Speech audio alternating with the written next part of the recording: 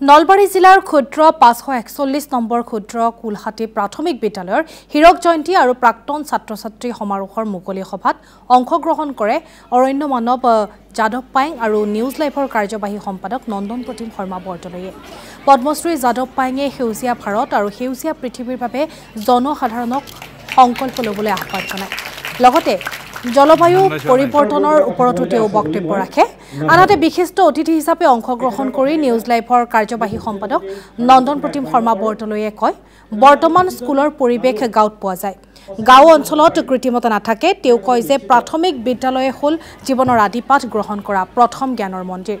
প্ৰাথমিক বিদ্যালয়সমূহত অধ্যয়ন কৰিয়েই আজি বহু লোক মানৱ সম্পদ হিচাপে প্ৰতিষ্ঠিত হৈছে। উল্লেখযোগ্য যে এই সভাতে এখন স্মৃতি গ্ৰন্থ উন্মোচন কৰে নন্দন প্ৰতিম শৰ্মা বৰদলৈয়ে। ভাৰতীয় এনজিঅ'সকলক মাতি নি মই এনেকুৱাখন স্কুলতে পঢ়িছোঁ। মোৰ স্কুলখন ইয়াতকৈও কৰুণ অৱস্থাৰ আছিল। মোৰ বিদ্যালয়খনৰ কোঠা মাত্ৰ দুটা আছিল। সেই দুটা কোঠাত 4টা শ্ৰেণী আছিল। প্ৰথম শ্ৰেণী আৰু তৃতীয় শ্ৰেণী এটা ৰুমত একেলগে পঢ়াইছিল আৰু দ্বিতীয় শ্ৰেণী চতুৰ্থ শ্ৰেণী আনটো ৰুমত একেলগে পঢ়াইছিল।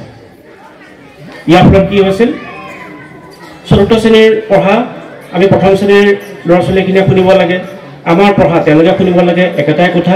গতিকে আমাৰ ছাৰ বাইদেউসকলৰ যথেষ্ট কষ্ট হৈছিল। আমাৰ বহিবলৈ মোৰ বিদ্যালয়খনত চকী বেঞ্চ নাছিল। গাঁৱৰ সেই স্কুলখনত মই নপঢ়া হ'লে দুটা কোঠাৰ বস্তাত বহি সেই জীৱনত যদি মই জীৱনৰ আদিপাঠ গ্ৰহণ নকৰিলোহেঁতেন, মই আজি নন্দন প্ৰতিম শৰ্মা বৰদলৈ হ'ব নোৱাৰিলোহেঁতেন। সেয়েহে মই কওঁ, আমাৰ গাঁৱত থকা এই স্কুলবোৰ একো একোটা মন্দিৰ। এই মন্দিৰে সঁচাকৈ প্ৰকৃতাৰ্থত সম্পদ গঢ় দিয়ে।